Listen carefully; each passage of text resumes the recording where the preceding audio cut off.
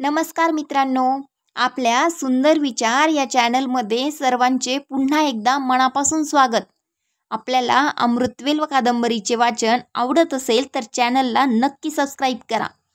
आपल्या प्रतिसादाबद्दल आपले मनापासून आभार. आपण अमृतवेल कादंबरीचे 13 भाग पूर्ण केले आहेत आणि आज 14वा भाग आपण ऐकणार आहोत. 13व्या भागामध्ये आपण शेवटी बघितले की नंदा आणि देवदत्त यांचे गंभीर असे संभाषण चालू होते. देवदत्ताने सांगितले की मला दारूचे व्यसन कसे लागले. माझ्या आईनेच माझ्या हातात दारूचा पहिला प्याला दिला. आणि हे ऐकून नंदा आश्चर्यचकित झाली. त्यानंतर पुढे आपण सुरू करूया. नंदा सुन्न होऊन बसली. मान वर करून देवदत्ताकडे पाहण्याचा धीर काही केल्या तिला होईना. जणू काही तिच्या हातूनच तो घोर अपराध घडला होता. तिला सारखे वाटत होते देवदत्ताच्या तोंडून आपण जे ऐकले तेच एक भयंकर स्वप्न ठरेल तर किती बरे होईल. पण ते स्वप्न नाही याची क्षणाक्षणाला तिला जाणीव होत होती.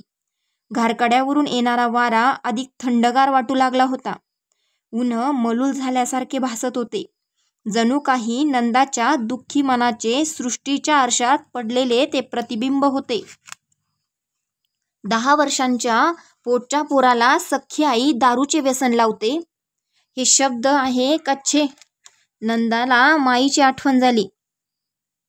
लहानपणी माईने रागाच्या भरात आपल्या अंगाला हात लावला तरी नंतर माझ्या मेलीचा रागच मोठा वाईट आहे असे ती दिवसभर घोकीत राही. शेखर गेल्यापासून आपण अगदी वेड्यासारखं वागत होतो. पण माईला एकच चिंता होती, नंदा पहिल्यासारखी कधी हसाय खेळायला लागेल. आईचे मन हे असे अमृतात न्हाऊन आलेले असते. पण देवदत्ताचा अनुभव, बनावट कथा रचून आपल्या दुर्वर्तनाचा दोष तो आईवर लादीत असेल का? धुळीच्या वादळात सापडलेले पान भिरभिरत कुठेतरी जावे तशी नंदाच्या मनाची स्थिती झाली. ती काहीच बोलत नाही असे पाहून देवदत्ताने आवेगाने प्रश्न केला, माझी कर्मकथा तुम्हाला खरी वाटत नाही? तरीही नंदा काही बोलली नाही.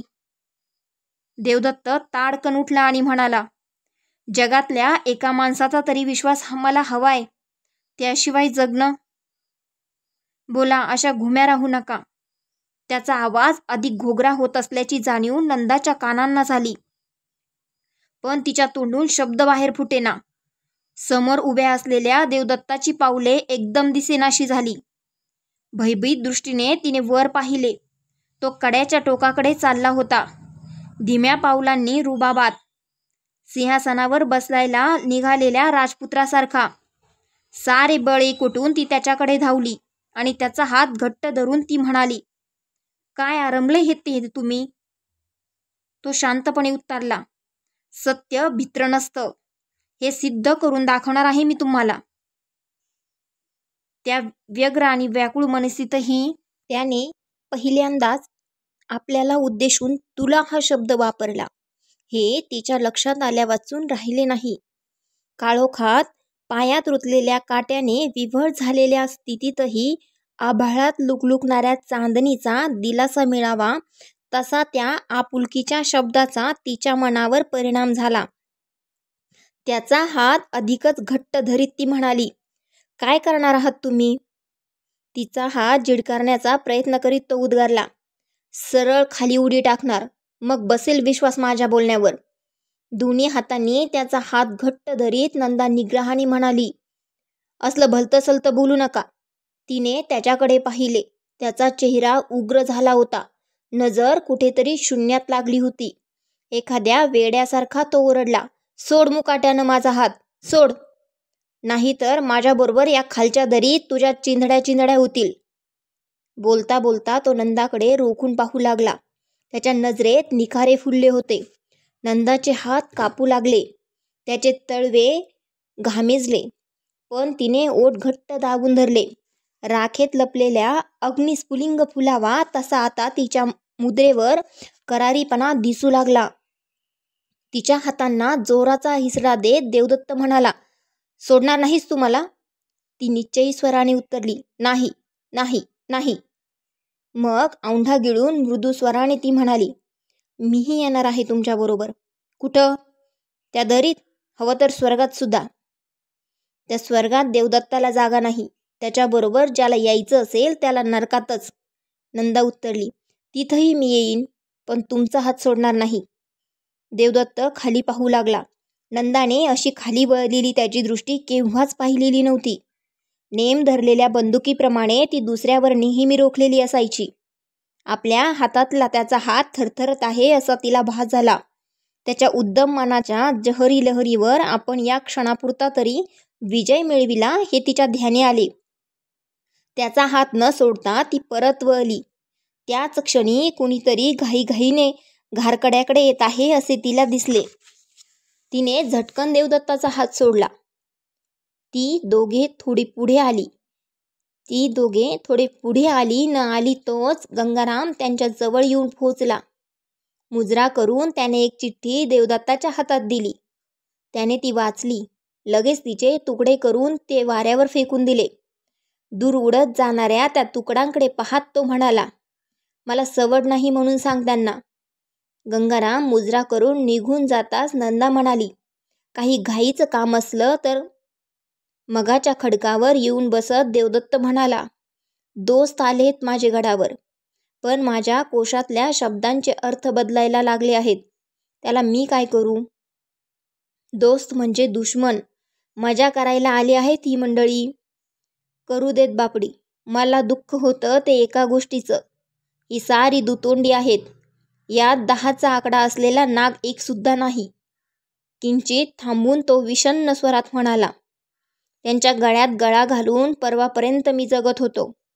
हा अप्रिय विषय बदलला पाहिजे हे नंदाच्या ध्यानात यायला वेळ लागला नाही.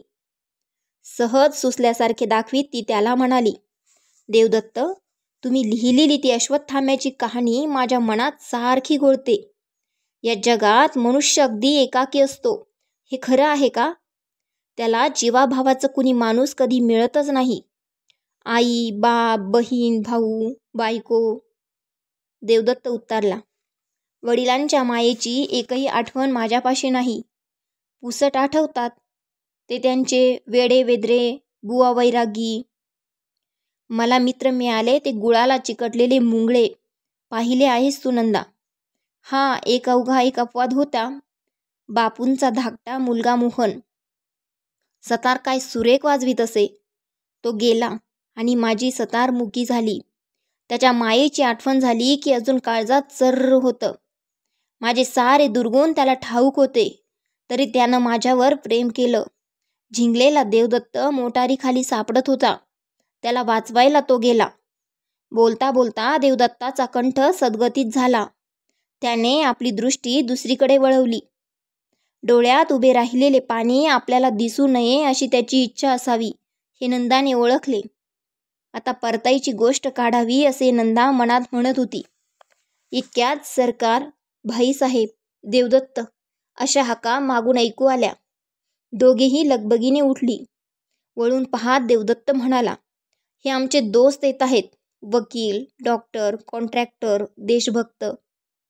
या दोस्तांना आता सांगून टाकतो की मला हवी तशी नवी मैत्रीण मिळाली आहे. यापुढं तुमचं तोंड सुद्धा पाहायची इच्छा नाही माझी. त्याच्या या पवित्र्यानं नंदा मनात भिवून गेली. समाजाच्या काकदृष्टीची जाणीव असणारी तिच्यातली स्त्री जागी झाली. त्याच्यापासून दूर होत ती म्हणाली, माझ्या गळ्याची शपथ आहे तुम्हाला. असलं काही बोलू नका यावेळी. घटकाभर चला तुम्ही. त्यांच्याबरोबर गेला नाही तर ही मंडळी उद्या माझ्याविषयी नाही त्या काड्या पिकवतील. मला विलासपुरात राहणं करून टाकतील. देवदत्त आणि त्यांचे दोस्त त्यांच्या पाठमोऱ्या आकृती दिसेनाशा होईपर्यंत नंदा त्यांच्याकडे पाहत उभी राहिली. मग ती मोठ्या समाधानाने खडकावर बसली. भोवताली उगवलेल्या गवताच्या नाजूक हिरव्या पात्यांना कुरवाळू लागली. देवदत्ताबरोबर चंदनगडला जायचा निर्णय घेतल्यापासून तिच्या मनावर एक मोठे अनामिक दडपण येऊन पडले होते. तो आपल्याशी कसा वागेल, आपल्या प्रश्नांची तो सरळ उत्तरे देईल की नाही, याविषयी तिला सारखी शंका वाटत होती. आता तिच्या मनावरले ते ओझे कुठल्या कुठे उडून गेले. शेवटचा पेपर टाकून परीक्षेच्या मंडपातून बाहेर पडणाऱ्या विद्यार्थ्यासारखे तिला हलके हलके वाटू लागले. देवदत्ताच्या तोंडून कितीतरी गोष्टी तिला कळल्या. त्याच्या विचित्र वागणुकीचे रहस्य थोडेफार उलगडले. त्या सर्व दुव्यांची साखळी जुळविण्यात ती गढून गेली. वयाच्या 10व्या वर्षी सख्खी आई ज्याला दारूचे व्यसन लावते, त्याच्या जगावरला विश्वास उडून गेला तर त्यात नवल कसले. पित्याचे प्रेम ज्याच्या वाट्याला आले नाही, आईने एका भयानक व्यसनाचे गुलाम बनवले, अशा माणसाचे मन मायेच्या ओलाव्यासाठी, निरपेक्ष प्रेमाच्या साक्षात्कारासाठी किती हपापले असेल. समुद्राच्या भरतीसारखी सारे पोटात घालणारी माया वसुदाला देऊ शकली नाही. उन्हाळ्याच्या कडाक्याने तहानलेल्या जमिनीने आशाळभूतपणाने आभाळाकडे पाहावे आणि वर भरलेल्या ढगाने नुसते 4 शिंतोडे टाकावेत, तशी देवदत्ताच्या मनाची स्थिती झाली आहे. हे आता तिला कळून चुकले. वसू त्याच्या आयुष्यात आली, पण एक सुंदर यांत्रिक बाहुली म्हणून. त्याला बाहुली नको होती, त्याच्या हृदयातली शल्ये हळूवार हाताने दूर करणारी, आपल्या प्रेमाच्या सामर्थ्याने व्यसनाच्या मगरमिठीतून त्याला मुक्त करणारी. तू कसाही असलाही तरी माझा आहेस, तू कसाही असलाही तरी माझा आहेस, या शब्दांनी त्याच्या मृतपाय मनाला संजीवनी देणारी मैत्रीण त्याला हवी होती. आईच्या ज्या मायेला तो मुकला होता, ती त्याला वसूकडून हवी होती. पण स्वतः संगमरवरी पुतळी होऊन बसलेली वसू ती द्यायला असमर्थ ठरली. नंदा देवदत्ताबरोबर आली होती. ती त्याच्या वर्तनाचा जाब विचारायला, मनामध्ये सारखी वसूची वकिली करीत. पण देवदत्ताच्या तोंडून जे विलक्षण रहस्य बाहेर पडले, त्याने हे सारे पार बदलून गेले. सहानुभूतीची अधिक गरज कुणाला असेल तर ती देवदत्ताला आहे, हे आता नंदाच्या लक्षात येऊन चुकले. पहिल्या दिवशी विचित्र वाटलेले त्याचे ते बोलणे, काळोखातल्या विजेच्या चमकाऱ्यांसारखे भासणारे त्याच्या लेखनाचे तुकडे, मस्तकातल्या जखमेने अस्वस्थ होऊन भटकत राहिलेला तो एकाकी अश्वत्थामा, त्याच्या दिवाणखान्यातली ती सतार, ती बंदूक, त्या हेमिंग्वे आणि विवेकानंद यांच्या प्रतिमा, चंचलशी हितगुज करता करता तुझ्याशिवाय मला फक्त एकच मित्र आहे, तो म्हणजे मृत्यू, हे त्याने सहज काढलेले उद्गार, या साऱ्यांची संगती तिला लागली. पश्चिमेकडे लहान मोठे ढग जमू लागले. दिवसभर चालून थकलेल्या सूर्य मंद पावलांनी क्षितिजाची उतरण उतरत होता. चित्रकाराने भल्या मोठ्या फलकावर निरनिराळ्या रंगांचे फटकारे मारायला सुरुवात करावी तशी पश्चिम दिशा दिसू लागली. ढगांवर भगवे, गुलाबी, सोनेरी रंग चढू लागले. समोरचे ते सुरेख रंग पाहता पाहता तिला मघाच्या देवदत्ताच्या स्पर्शाची आठवण झाली. त्या क्षणी आपले मनही असेच रंगले होते असे तिला वाटले. ते चित्र तिच्या डोळ्यांपुढे उभे राहिले. देवदत्त कड्याच्या टोकाकडे गेला तेव्हा आपला जीव खालीवर झाला. आपण धावत त्याला धरायला गेलो. त्याचा हात घट्ट धरला. हे सारे सहज घडले, क्षणार्धात. पण दुसऱ्या क्षणी त्याच्या बळकट हाताची ऊब आपल्याला जाणवली. त्याचा तो स्पर्श किती सुखद होता, कसलाही उन्माद नव्हता, पण आपुलकी. ती एखाद्या कारंजाप्रमाणे उचंबळून येत होती. त्या आपुलकीमुळेच इथे येईपर्यंत आपल्याला आहोजाऊ म्हणणाऱ्या देवदत्ताच्या तोंडून नंदा अशी एकेरी हाक आली. पुढे तो बोलत राहिला, तोही तसाच, जणू आपल्याला तो लहानपणापासून ओळखत होता. आपण दोघे एकत्र खेळलो होतो, बरोबर शाळेत गेलो होतो. चिमणदातांनी सुरेख वास येणाऱ्या पेरूचे तुकडे काढून एकमेकांना दिले होते. ते एका स्पर्शाने दोघांमधली परकेपणाची भिंत क्षणार्धात कोसळून पडली होती. देवदत्त एकाकी राहिला नव्हता. समोरचे ढग रंगपंचमी खेळू लागले. घारकड्यापलीकडे पसरलेल्या वृक्षवेलींच्या हिरव्या समुद्रावर काळसर तरंग उठू लागले. रात्र लगबगीने पृथ्वीवर उतरत आहे आणि तिच्या आगमनाची पूर्वसूचना संध्याकाळच्या वाढत्या सावल्या देत आहेत, याची जाणीव होताच नंदा दचकली. घरी न सांगता मैत्रिणीबरोबर नाटकाला आलेल्या मुलीला रंगभूमीवरल्या अद्भुत रम्य सृष्टीत रमताना वास्तवाच्या मर्यादांचा विसर पडावा तसे तिचे झाले होते. पण नाटक संपल्यावर घरी जाताना त्या मुलीचे पाय लटपट कापू लागतात. नंदाचीही अवस्था तशीच झाली होती. नंदा अशी अस्वस्थ झाली. तिचा सारा उत्साह मावळला. बाहेरच्या सृष्टीप्रमाणे तिचे मनही काळबंडू लागले. वसूला न सांगता आपण आलो आहोत. एव्हाना आपण विलासपूरला परत जायला हवे होते. देवदत्ताचा अजून पत्ता नाही. आपल्याला परतायला उशीर होणार हे आता उघड आहे. कुठे गेली होतीस म्हणून वसू आपल्याला तिरसटपणाने विचारील. देवदत्ताकडून जे ऐकले आहे ते लक्षात घेऊन आपण तिच्याशी बोलू लागलो तर आक्रास्ताळेपणाने ती सारा बंगला डोक्यावर घेईल. आपल्यावर नाही ते आरोप करील. बाहेरच्या काळोखापेक्षा त्या गोष्टीची तिला अधिक भीती वाटू लागली. छे, देवदत्ताची वाट पाहत इथे बसण्यात अर्थ नव्हता. तिने डोळे भरून त्या भीषण दरीवर पसरलेल्या मावळल्या संध्येच्या सौंदर्याचा निरोप घेतला. ती वळली बंगला गाठण्याकरता. लगबगीनं चालू लागली.